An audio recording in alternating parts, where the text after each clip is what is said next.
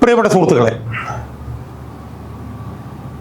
ഈ രാഷ്ട്രീയ പാർട്ടിയുടെ യുവ നേതാക്കന്മാരെ കുറിച്ച് നമ്മൾ ഒരുപാട് ചർച്ച ചെയ്തിട്ടുണ്ട്. ഏറെ രാഷ്ട്രീയ പാർട്ടികളുടെ യുവ നേതാക്കന്മാർ, CPM-ൻ്റെ യുവ നേതാക്കന്മാരെ കുറിച്ച് ചർച്ച ചെയ്തിട്ടുണ്ട്, കോൺഗ്രസിൻ്റെ യുവ നേതാക്കന്മാരെ കുറിച്ച് ചർച്ച ചെയ്തിട്ടുണ്ട്. ഒരുപാട് പേരുകൾ നമ്മുടെ മനസ്സിൽ ഈ പറഞ്ഞതുപോലെ യുവ നേതാക്കന്മാരുമായി ബന്ധപ്പെട്ട് നമ്മൾ ചിന്തിക്കുമ്പോൾ നമ്മുടെ മനസ്സിലേക്ക് വരും. കാരണം അവർ നല്ല വിപ്ലവ വീര്യമുള്ളവരാണ്. അവർ ഈ അഴിമതി പോലുള്ള കാര്യങ്ങൾക്കൊന്നും വശംവദരാവാത്തവരാണ്. നല്ല ഊർജ്ജസ്വലതയുള്ളവരാണ്. നല്ല ആർജവത്തോടു കൂടി പോരാടുന്നവരാണ്. അതുകൊണ്ടാണ് നമ്മളുടെ മനസ്സിലേക്ക് യുവ നേതാക്കന്മാരുടെ പേരുകൾ എപ്പോഴും ഉയർന്നവരാണ്. CPM-നകത്ത് എത്രയോ യുവ നേതാക്കന്മാർ, സുരേഷ് കുറുപ്പ് മുതൽ എത്ര യുവ നേതാക്കന്മാർ, കോൺഗ്രസിനകത്ത് എത്രയോ യുവ നേതാക്കന്മാർ, PT തോമസ് മുതൽ എത്രയോ യുവ നേതാക്കന്മാരെ കുറിച്ച് നമ്മൾ അവരൊക്കെ നടത്തിയിട്ടുള്ള അതിശക്തമായിട്ടുള്ള പോരാട്ടം, അവരുടെയൊക്കെ പോരാട്ടത്തിൻ്റെ വീറുമായി ബന്ധപ്പെട്ടുകൊണ്ടാണ് അതാത് കാലത്തെ ഈ പറഞ്ഞതുപോലെ യുവജനങ്ങളുടെ സംഘടന, യൂത്ത് കോൺഗ്രസ് ആണെങ്കിൽ യൂത്ത് കോൺഗ്രസ്, CPM ആണെങ്കിൽ DYFI, അതൊക്കെ അതാത് കാലത്ത് ചർച്ച ചെയ്യപ്പെടുന്നത് അവരുടെയൊക്കെ ഒരു പോരാട്ട വീറും ഒരു ആർജവവും ഇച്ഛാശക്തിയും ഒക്കെ കൊണ്ടിട്ടാണ്. DYFI നടത്തിയ ഉജ്ജ്വലമായിട്ടുള്ള ഒരുപാട് സമരങ്ങൾ, യൂത്ത് കോൺഗ്രസ് നടത്തിയിട്ടുള്ള പ്രൗഢോജ്വലമായിട്ടുള്ള പല സമരങ്ങൾ, അതിനെക്കുറിച്ചൊക്കെ പല കാലങ്ങളിൽ നമ്മൾ ചർച്ച ചെയ്തു. പക്ഷേ ഇന്ന് നിർഭാഗ്യവശാൽ ആ യുവജന സംഘടനകളുടെ നേതാക്കന്മാരൊക്കെ തന്നെ അവരുടെ ഊർജ്ജസ്വലതയും അവരുടെ ആർജവവും അവരുടെ ഇച്ഛാശക്തിയും ഒക്കെ പോയി വെറും ഈ പറഞ്ഞ പോലെ എടുക്കാച്ചരക്കുകളായി മാറുന്നതിൻ്റെ ഒരുപാട് ഉദാഹരണങ്ങൾ നമ്മളിന്ന് നമ്മുടെ മുമ്പിൽ കണ്ടുകൊണ്ടിരിക്കുകയാണ്. സുഹൃത്തുക്കളെ, അതിലേറ്റവും പുതിയ ഒരു ഉദാഹരണമായി ഞാൻ എൻ്റെ പ്രേക്ഷകരുടെ മുന്നിൽ അവതരിപ്പിക്കാൻ പോകുന്ന ഒരു നേതാവിൻ്റെ പേരാണ് ശ്രീമാൻ രാഹുൽ മാങ്കൂട്ടത്തിൽ. ഞാൻ രാഹുൽ മാങ്കൂട്ടത്തുമായി ബന്ധപ്പെട്ടുകൊണ്ട് അയാളുടെ വീഴ്ചകളുമായി ബന്ധപ്പെട്ടുകൊണ്ട് ഞാൻ ഇതിനു മുമ്പ് വീഡിയോ ചെയ്തിട്ടുണ്ട്. എന്നാൽ അതിനു മുമ്പ് ഇയാൾ നല്ലൊരു നേതാവായിരിക്കും എന്നുള്ള ഒരു ബോധത്തിൻ്റെ അടിസ്ഥാനത്തിൽ ഞാൻ അയാളെ ഇൻ്റർവ്യൂ ചെയ്തിട്ടുണ്ട്. എന്നാൽ പിന്നീട് അയാളുടെ കയ്യിൽ ഇരിപ്പ് ശരിയല്ല എന്നുള്ളത് സംബന്ധിച്ച് ഞാൻ തുറന്ന് പറഞ്ഞിട്ടുണ്ട്. അയാൾ ശ്രദ്ധിച്ചില്ലെങ്കിൽ മൂക്കിടിച്ച് വീഴുമെന്ന്, മൂക്കിൽ കൂടെ ചോര വരുമെന്ന് ഞാൻ പറഞ്ഞിട്ടുണ്ട്. പക്ഷേ എനിക്ക് വീണ്ടും അയാളെക്കുറിച്ച് വീഡിയോ ചെയ്യാൻ പറ്റാത്ത ഒരു അവസ്ഥയിൽ ഞാൻ എത്തിച്ചേർന്നിരിക്കുകയാണ് എന്നാണ് എനിക്കെൻ്റെ പ്രേക്ഷകരോട് പറയാനുള്ളത്. അതെന്താണെന്ന് ചോദിച്ചാൽ, അഹങ്കാരം തലയ്ക്ക് പിടിച്ച ഒരു നേതാവാണ് ഈ രാഹുൽ മാങ്കൂട്ടം എന്ന് ഇന്ന് സംശയലേശമന്യേ തെളിഞ്ഞിരിക്കുന്നു എന്നതുകൊണ്ടാണ്. അയാൾ നിരന്തരമായി ആ നേതാവിൽ നിന്ന് വന്നുകൊണ്ടിരിക്കുന്ന ഈ പറഞ്ഞ പോലെ പ്രതികരണങ്ങൾ, അതൊക്കെ തന്നെ അഹങ്കാരവും താൻ പ്രമാണിത്വവും താൻ പോരിമയുമാണ് അയാളുടെ സ്വഭാവത്തിൻ്റെ മുഖമുദ്രകൾ എന്ന് തുടർച്ചയായി അയാൾ തെളിയിച്ചുകൊണ്ടിരിക്കുകയാണ്. അതിൻ്റെ കാരണം എന്താണെന്ന് ചോദിച്ചു കഴിഞ്ഞാൽ, അയാൾ രാഷ്ട്രീയത്തിലേക്ക് വന്നു. രാഷ്ട്രീയത്തിലേക്ക് വന്ന ഉടനെ തന്നെ അധികം കാലം കഴിയുന്നതിന് മുമ്പ് തന്നെ അയാൾക്ക് അധികാര സ്ഥാനങ്ങൾ ലഭിക്കുന്നു. ആ അധികാര സ്ഥാനങ്ങൾ ലഭിക്കുമ്പോൾ അതിലയാൾ അഭിരമിക്കുന്നു. അതാണ് പ്രശ്നം.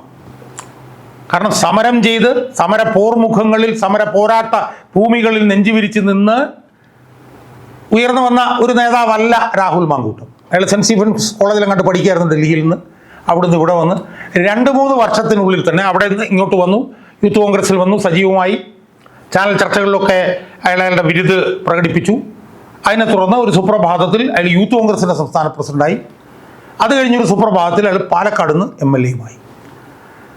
അപ്പോൾ യൂത്ത് കോൺഗ്രസിൻ്റെ പ്രസിഡന്റും പാലക്കാട് നിന്ന് MLA-യുമായി കഴിഞ്ഞപ്പോൾ എന്തൊക്കെയോ ആയി താൻ എന്നുള്ളൊരു തോന്നൽ അയാളുടെ തലയ്ക്ക് പിടിച്ചു.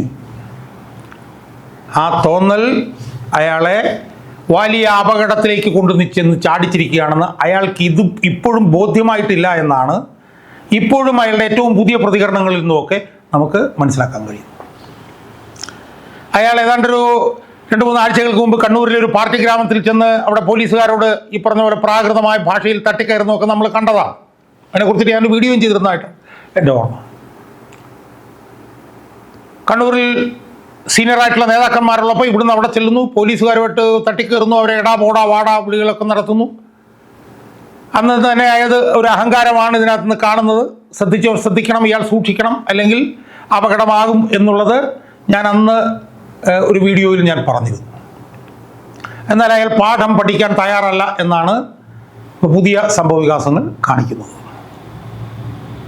അതിലിപ്പോൾ കഴിഞ്ഞ ദിവസം എന്താ ചെയ്തത്? കഴിഞ്ഞ ദിവസം നിലമ്പൂർ തെരഞ്ഞെടുപ്പുമായി ബന്ധപ്പെട്ടുകൊണ്ട് തെരഞ്ഞെടുപ്പ് ഉദ്യോഗസ്ഥന്മാർ അയാളും ഷാഫി പറമ്പിലും യൂത്ത് ലീഗിൻ്റെ പ്രസിഡന്റ് PK ഫിറോസും സഞ്ചരിച്ച കാറ് പരിശോധിച്ചു. അപ്പോൾ പോലീസും ഒക്കെ ഉണ്ടായിരുന്നു. അപ്പോൾ ആ പരിശോധനയുടെ ഇടയിൽ ഈ ചെറുപ്പക്കാരൻ നേതാവ്, ഈ അധികാരം താൻ പ്രമാണിത്വം താൻ പോരുമ തലയ്ക്ക് പിടിച്ച ഈ നേതാവ് നടത്തിയിട്ടുള്ള അപക്വമായിട്ടുള്ള പ്രതികരണം, അയാൾ യൂത്ത് കോൺഗ്രസിൻ്റെ പ്രസിഡന്റായിട്ടിരിക്കാനും അയാൾ MLA ആയിട്ടിരിക്കാനും 1% പോലും യോഗ്യനല്ല എന്ന് തെളിയിക്കുന്നതായിരുന്നു. അയാൾ നടത്തിയ ആ പ്രതികരണം ഇനി നമുക്ക് ചെറിയതായിട്ട് ഒന്ന് കേൾക്കാം. പിന്നെ ഞങ്ങൾ ഉണ്ടാക്കാൻ ഇവിടെ വരണ്ട, ഞങ്ങളങ്ങനെ സൂചിപ്പിക്കാൻ നീ വരണ്ട. അതിന്റെ കൈ വെച്ചിരുന്നാ മതി. അങ്ങനെ സൂചിക്കുന്ന ആളുകളുമല്ല കേട്ടോ. നിന്റെ സർവീസിനുള്ള പാരിതോഷികം തരാം, അത് തരാം കേട്ടോ. സുഹൃത്തുക്കളെ, പ്രതികരണം കേട്ടല്ലോ. ആ പ്രതികരണത്തിൽ അയാൾ ഉപയോഗിക്കുന്ന ഭാഷ കേട്ടോ. അയാൾ കേരളത്തിലെ കോൺഗ്രസിന്റെ യുവജനങ്ങളുടെ ഒരു സംഘടനയുടെ സംസ്ഥാന പ്രസിഡന്റാണ്, ഓർക്കണം. 1. 2, അതിലുപരി അയാൾ ഒരു നിയമസഭാ മണ്ഡലത്തെ പ്രതിനിധീകരിക്കുന്ന MLA കൂടിയാണ്. 2 ചുമതലകൾ, 2 ഉത്തരവാദിത്തങ്ങളുണ്ട് അയാൾക്ക്. 1, യുവതലമുറയുടെ പ്രതിനിധി, കേരളത്തിലെ 2ാമത്തെ പ്രധാനപ്പെട്ട പാർട്ടിയുടെ യുവജന സംഘടനയുടെ സംസ്ഥാന പ്രസിഡന്റ്. വലിയ ഉത്തരവാദിത്തമുള്ള ഒരു സ്ഥാനമല്ല. കേരളത്തിലെ കോൺഗ്രസുമായി ബന്ധപ്പെട്ട് പ്രവർത്തിക്കുന്ന യുവജനങ്ങളുടെ സംഘടനയുടെ സംസ്ഥാന പ്രസിഡന്റ്. അത് അയാൾക്ക് ഒരുപാട് ഉത്തരവാദിത്തങ്ങൾ അയാൾക്ക് നൽകുന്നില്ലേ സുഹൃത്തുക്കളെ? അതിലുപരി ഒരു നിയമസഭാ മണ്ഡലത്തിലെ MLA. അപ്പോൾ എന്തുമാത്രം ഉത്തരവാദിത്വമുണ്ട് ഈ ചെറുപ്പക്കാരന്?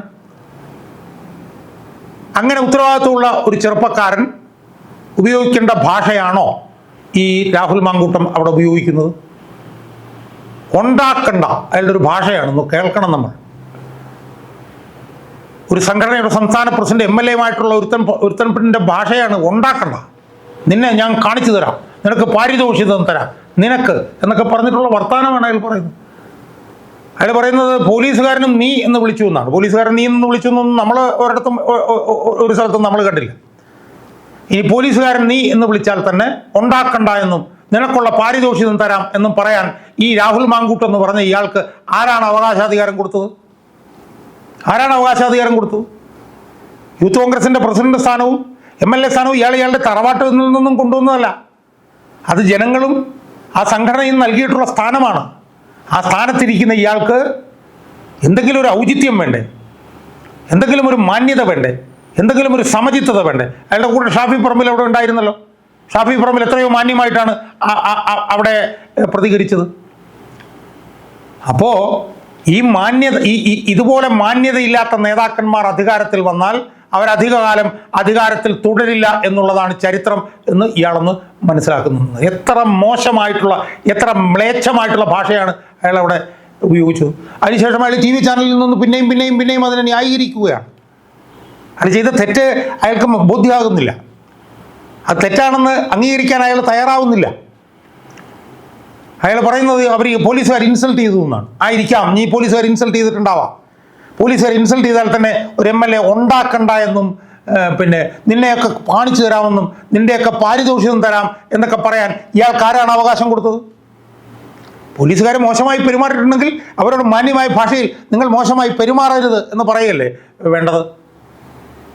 അതല്ലാതെ അവരോട് ഈ തനി കൂറ CPM-കാർ ഉപയോഗിക്കുന്ന ഭാഷ ഉപയോഗിക്കുകയാണോ ഇയാൾ ചെയ്യേണ്ടത്? ഇതൊരു MLA-ക്ക് ചേർന്ന പണിയാണോ ഇത്? പിന്നെ അവിടെ നടന്നത് സ്വാഭാവികമായിട്ടുള്ളൊരു പരിശോധനയല്ലേ. MLA-മാരെ MP-മാരെ ഒക്കെ പരിശോധിക്കില്ല. അതിലെന്താണ് ഇത്ര തെറ്റുള്ളത്? അപ്പം അതുകൊണ്ട് ഇയാൾ അധികകാലം ഈ സ്ഥാനങ്ങളിലൊന്നും തുടരില്ല എന്ന് ഉള്ള കാര്യത്തിൽ യാതൊരു തർക്കവുമില്ല.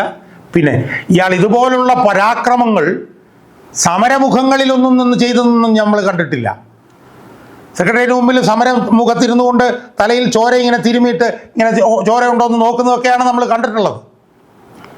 അപ്പം അതുകൊണ്ട് ഈ താൻ പ്രമാണിയും അഹങ്കാരിയും താൻ പോരുമയും മാത്രം ആസ്തിയായിട്ടുള്ള ഈ യുവ നേതാവ്, യുവരാജാവ് ഇതുപോലുള്ള അപക്വമായിട്ടുള്ള പെരുമാറ്റങ്ങളുമായി ഈ രാജാവിന് അധികകാലത്ത് ആ സ്ഥാനത്തൊന്നും ഇരിക്കാൻ കഴിയില്ല എന്നുള്ളൊരു ബോധ്യം ഇയാൾക്കുണ്ടായാൽ നല്ലത്. അതുകൊണ്ട് ഇതിനു മുമ്പൊരു വീഡിയോയിൽ ഞാൻ പറഞ്ഞതുപോലെ ശ്രദ്ധിച്ചില്ലെങ്കിൽ മൂക്കുകുത്തി വീഴുകയും മൂക്കിൽ നിന്ന് ചോര വരികയും ചെയ്യും എന്ന് രാഹുൽ മാങ്കൂട്ടം എന്ന് പറയുന്ന ഈ അഭിനവ രാഷ്ട്രീയ നേതാവ് എത്രയും പെട്ടെന്ന് മനസ്സിലാക്കുന്നു അത്രയും നല്ലത്. The sooner the earlier the better എന്ന് അയാൾ മനസ്സിലാക്കിയാൽ അയാൾക്ക് നല്ലത്. അയാൾക്ക് രാഷ്ട്രീയ രംഗത്ത് നിലനിൽക്കാൻ പറ്റും. ഈ പോടാ വാടാ വിളികൾ കൊണ്ടും ഈ ഉണ്ടാക്കണ്ട എന്നുള്ളതും നീ എന്നൊക്കെയുള്ള വിളികൾ കൊണ്ടൊന്നും ഈ രാഷ്ട്രീയ രംഗത്ത് നിലനിന്ന് പോകാൻ പറ്റില്ല എന്ന് ശ്രീ രാഹുൽ മാങ്കൂട്ടം എന്ന ചെറുപ്പക്കാരൻ നേതാവ് മനസ്സിലാക്കുന്ന കാലം വിദൂരത്തല്ല എന്നാണ് ഒരു പൊതുപ്രവർത്തകൻ എന്നുള്ള നിലയിൽ അയാളോട് എനിക്ക് ഈ അവസരത്തിൽ വിനയത്തോടു കൂടി പറയാം.